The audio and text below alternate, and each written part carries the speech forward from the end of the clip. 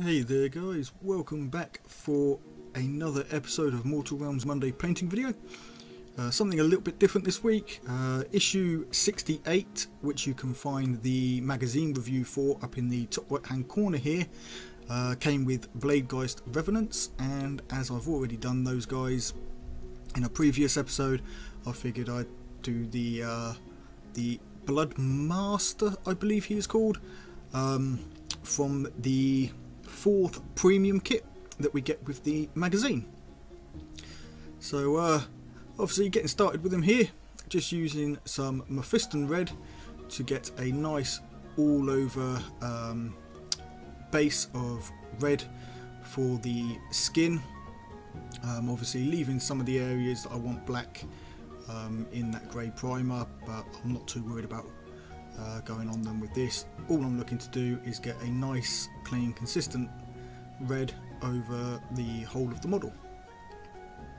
You'll notice also that I managed to make the skull chain or skull whip, whatever it is supposed to be, that's hanging from his belt. Really happy with how that turned out. That's just a bunch of the skulls from the skulls kit that we got, glued one on top of the other in a curving formation, obviously, to give a bit more life to the chain there.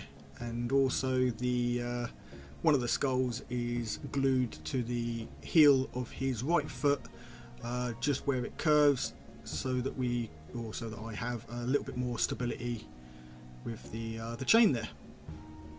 So I'll go ahead and get on with painting this, and we'll be back in just a bit. Alright, so with all the red areas done, I'm just taking some Druchii Violet and applying this all over the model. Now, although this is purple, what it's going to do is settle into those recesses and darken them up, as well as darken up the skin so that it's not quite that bright red. It will just change the tone slightly. I find that Druchii Violet makes a brilliant shadow colour for reds and blues, rather than something like the Carberg Crimson. So I'll get this on, leave it for about 20 minutes to dry, and then get on with the next step.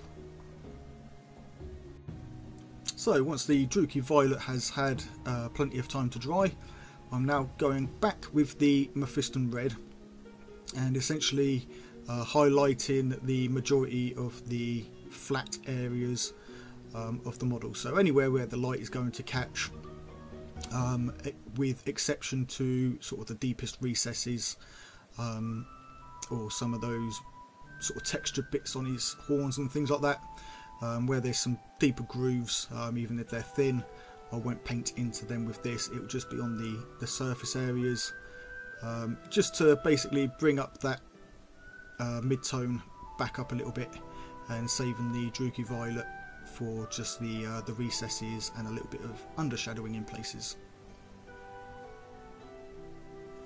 Right, and for the next layer of highlight, I'm taking some Evil Sunz Scarlet and applying this to the uppermost portions of, or the uppermost areas of the body, anywhere where the light is going to catch on it. This is slightly thinned down so that I can fade it and blend it slightly into the Mephiston red that was just applied. But for the most part, like I say, the Mephiston red will be, for example, on the palms of his hand and under the backs of his thighs, under his arms and things like that. And the Evil Sunz Scarlet that I'm applying now will be on the top of those areas, so the top parts of his arms, top of his hands, top of his feet and things like that.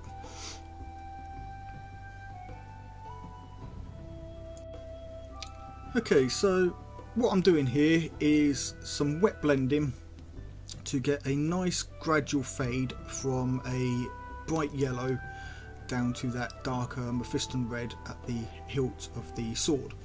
Now typically swords will, well, some people will do the swords with the yellow part towards the centre of the blade and then going into reddish flames, but because I wanted this to look like the hotter part was at the end of the blade, with the cooler part being the blade itself.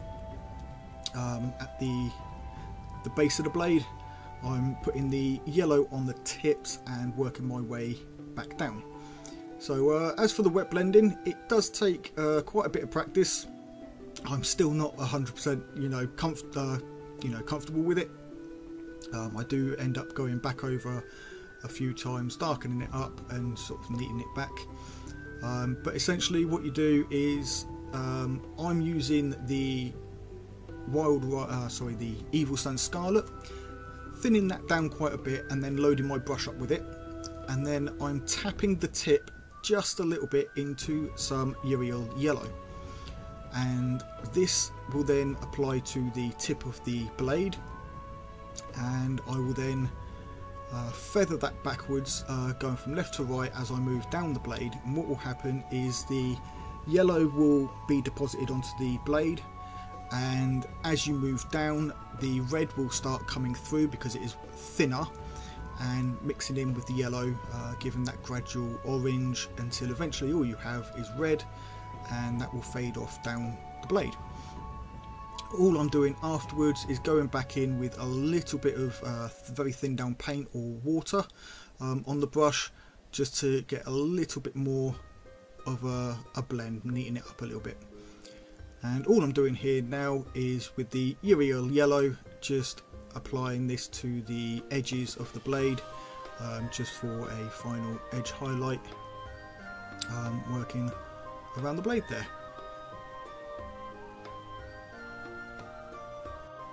Okay, so with the body and blade done and fully finished, I'm now moving on to the skulls, and for this I'm just using some Morghast bone, again slightly thinned down paint, and giving it a good 3 to 4 layers.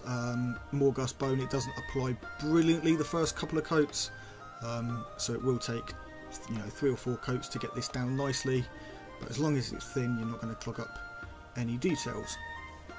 Now this is only for the skulls on the sort of the skull chain that I made up. The ones that are on his armour are parts of the armour, and so they're going to be that brassy gold colour.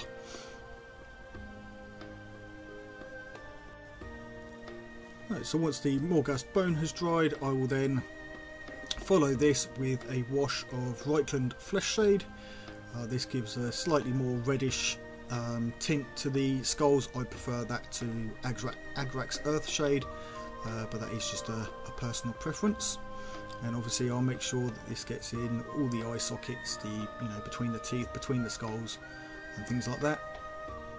And then again I'll leave that for about 15 to 20 minutes to fully dry before moving on to the next step. Right, and once the Reichland Flesh Shade has had time to dry, I'll go back in with some Ushapti bone and just pick out the highlights, sort of the tops of the skulls, the jawline. You get sort of that ridge that goes along the jaw and around the eye sockets. I'll leave the bottom area, the underside of the skull, a little bit darker, and this just gives a nice sort of skull finish to the skulls. Right, and with the skulls done, I'm now just taking some Abaddon Black and I'm going in on all my leather straps and anything that is going to be metallic. So in the case of obviously this model, that's the obviously the leather straps, the armor plates on his thighs, his knee guards or knee pads, the shoulder guards, the tops of his horns, and the sort of the emblem piece that's in between them, the corn symbol, will also be done in black, ready for metallic paint. And I decided to make the hilt of the sword just a nice plain black, as well as the detail on the sword that connects the blade to the hilt will be done in metallics. So obviously they'll get a coat of black as well. You'll notice that one skull on the end of the chain that I did, I've left in the undercoat, and that's because that skull was part of the original chain that comes on this model, and is actually sort of, to me, it's smaller than the other skulls, and so I decided to make it more of a metallic emblem on the end of the skulls rather than a skull itself. Apart from that, those are the black areas. Obviously he's got the chainmail loincloth as well. So I'll get on with applying black to all of these places, and we'll be back in a tick.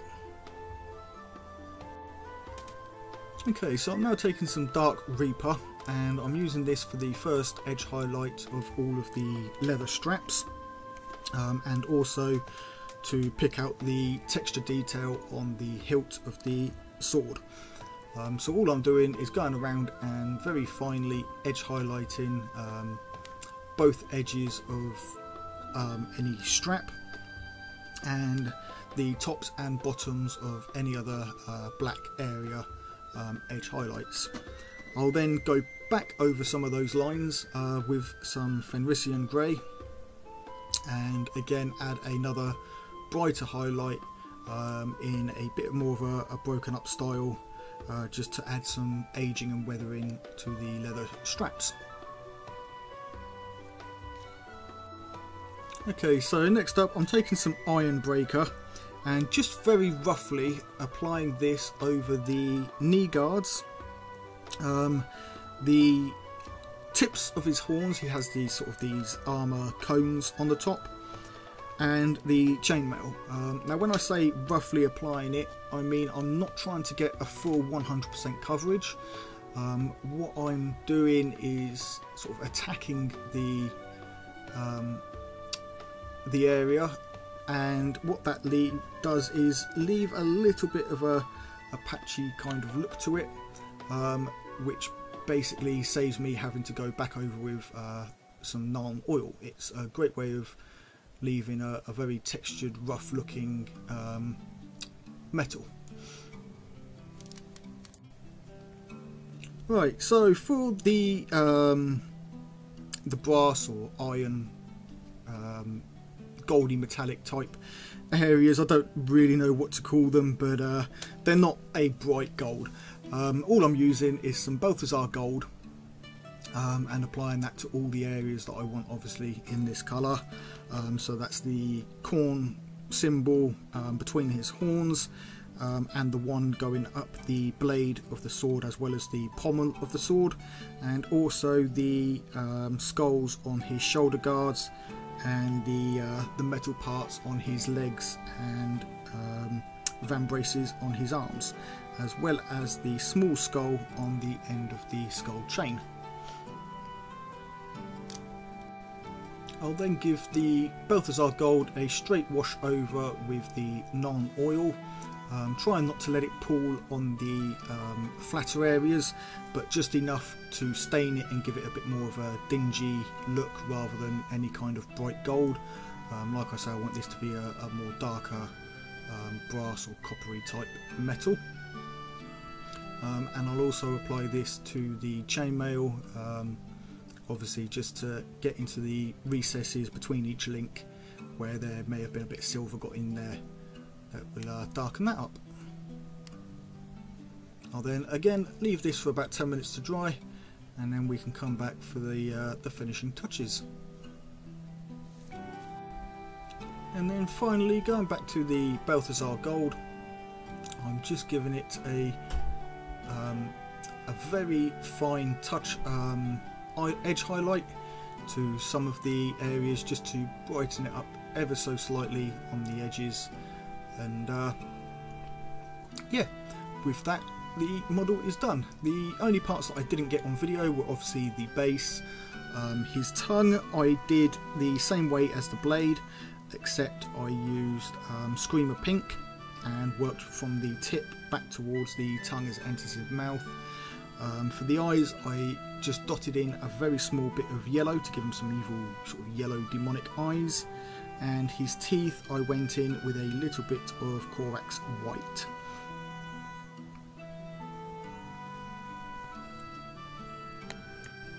And there he is, guys, one completed Bloodmaster. So that does bring us to the end of the video. If you guys have enjoyed the video, please be sure to hit that like button. If you are new to the channel, then a big warm welcome to you. And if you are not yet subscribed, there is a little button down there for subscribing. That would be much appreciated if you could hit that as well. And obviously you would then get notifications of future uploads. If you have recently subscribed, then a huge thank you to you for your support, and another big warm welcome to the channel for you. But that is the end of the video, so until next time guys, take it easy and keep painting those minis.